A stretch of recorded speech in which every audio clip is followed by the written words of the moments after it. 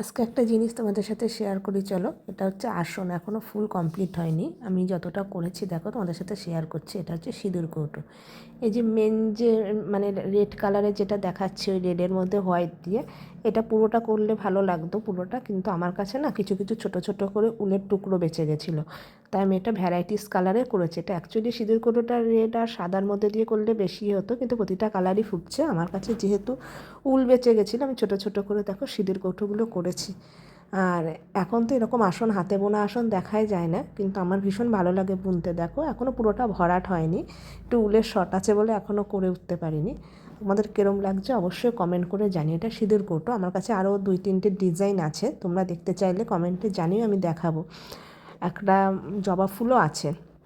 আর এই আসনগুলো করতে না আমার ভীষণ ভালো লাগে। এইদিকে দেখো অনেকটা প্রায় কমপ্লিট হয়ে গেছে, আর একটুখানি ভরাট হলেই হয়ে যায়। তা এবার সুইটা না ভেঙে গেছে, সেই কারণে ভরাট করতে পারিনি। তোমাদের কার কার ভালো লাগলো অবশ্যই কমেন্ট করে জানিও।